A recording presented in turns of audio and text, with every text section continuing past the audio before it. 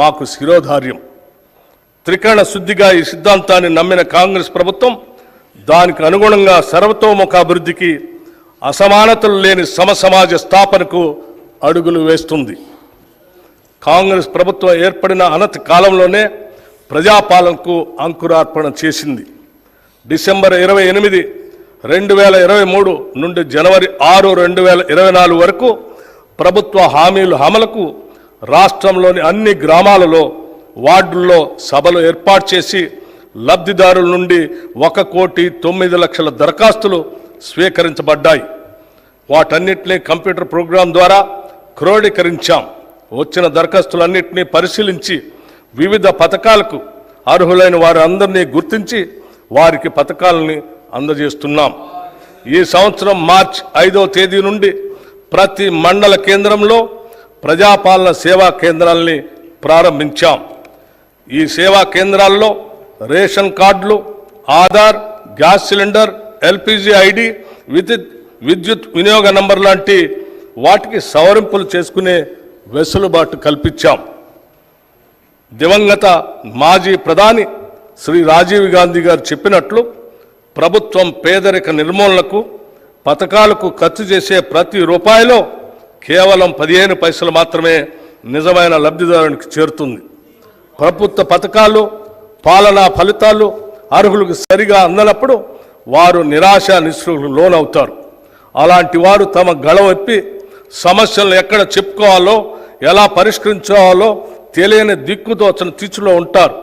అటువంటి వారి సమస్యలు వెనువెంటనే ప్రభుత్వ దృష్టికి తీసుకొచ్చి పరిష్కరించే సౌలభ్యం రాష్ట్ర స్థాయి ప్రజావాణి ద్వారా తీసుకువచ్చాం. గతంలో సామాన్యులకు దుర్భేద్యమైన ప్రగతి భవన్ ముళ్ల కంచెలు తొలగించి తలుపులు తెరిచి మహాత్మా జ్యోతిబా పూలే ప్రజాభవన్గా మార్చాం. అక్కడే వారానికి 2 రోజులు ప్రజావాణి నిర్వహిస్తూ సామాన్య ప్రజల విశ్వసనీయతను చూరగొన్నాం. ప్రజల నుంచి అందుకున్న ప్రతి అర్జీకి రసీదు ఇస్తున్నాం. అర్జీలన్నింటినీ ఒక పోర్టల్ ద్వారా సంబంధిత అధికారులకు వాటిని పరిష్కరించేందుకు వెంటనే పంపడం జరుగుతుంది. ఈ ప్రజావాణి సక్రమ నిర్వహణకు ఒక ప్రత్యేక ఐఏఎస్ అధికారిని కూడా నియమించాం. ఏ పని అయినా ఆగవచ్చు, కానీ వ్యవసాయం ఆగదు. Everything can wait but not agriculture. మన దేశ తొలి ప్రధాని జవహర్లాల్ నెహ్రూ గారు చెప్పిన ఈ మాటలను మేము బలంగా విశ్వసిస్తున్నాం మరియు ఆచరిస్తున్నాం. ఎండకు ఎండుతూ, వానకు తడుస్తూ, ఆరుగాలం శ్రమిస్తూ దేశ ఆర్థికాభివృద్ధికి దోహదపడే శ్రమజీవి రైతు. అప్పులు చేసైనా ఆహారం అందించాలన్న తపోదీక్ష రైతన్నది. ఆహార భద్రత కల్పిస్తూ సమాజాన్ని ఆదుకునే రైతన్నకు భరోసా కల్పించడం ప్రభుత్వ కనీస బాధ్యత. వ్యవసాయ రంగంలో అభివృద్ధి సాధించాలంటే రైతన్నలకు తగిన ప్రోత్సాహకాలని కల్పించాలి. రైతుకి ఇచ్చే చేయూత 2 విధాలుగా ఉండాలి. మొదటిది వారికి పెట్టుబడి సమస్యలు లేకుండా చూడటం, రెండవది వారు పండించిన పంటకు భద్రత కల్పిస్తూ వ్యవసాయ ఉత్పత్తులకు తగిన గిట్టుబాటు ధరలు దక్కేలా చూడటం. It always seems impossible until it's done. పెద్దలు నెల్సన్ మండేలా గారు చెప్పిన ఈ అంశాన్ని మేము ప్రతి సందర్భంలో రుణమాఫీ ఏదైనా పని జరిగే వరకు అది అసాధ్యంగా గోచరిస్తుందని నెల్సన్ మండేలా గారు చెప్పిన ఈ మాటలు కాంగ్రెస్ ప్రభుత్వ రుణమాఫీ హామీకి అక్షరాల వర్తిస్తాయి. రైతులకు 2 లక్షల రుణమాఫీ అనేది మా కాంగ్రెస్ ప్రభుత్వం ఇచ్చిన హామీలలో అత్యంత ప్రధానమైనది. ఎంతో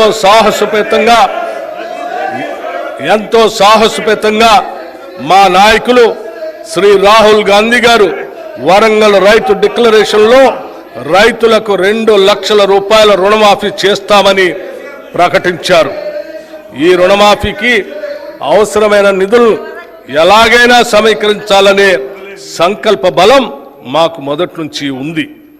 గత ప్రభుత్వం 2014లో రైతులకి 1,00,000 రూపాయల రుణమాఫీ చేస్తామని ప్రకటించి 2014 నుండి 2018 వరకు 4 విడతల్లో నిధులు విడుదల చేసింది. ఇలా పలు దఫాల్లో నిధులు విడుదల చేయటం వల్ల అసలు తీరకపోవడంతో పాటు రైతులకు వడ్డీ భారం కూడా పెరిగింది. రెండోసారి అధికారంలోకి వచ్చిన తర్వాత కూడా మళ్ళీ ₹1,00,000 మాఫీ చేస్తామని చెప్పి 5 సంవత్సరాల కాలంలో సరిగ్గా ఎన్నికల ముందు కొద్దిపాటి నిధులు విడుదల చేసి చేతులు దులుపుకున్నారు. దీనివల్ల రైతులు తీవ్రంగా నష్టపోయారు. వడ్డీ భారం పెరిగిపోవటం, పాత బకాయిలు తీరకపోవటం వలన బ్యాంకులు కొత్త రుణాలు ఇవ్వలేదు. వ్యవసాయానికి పెట్టుబడి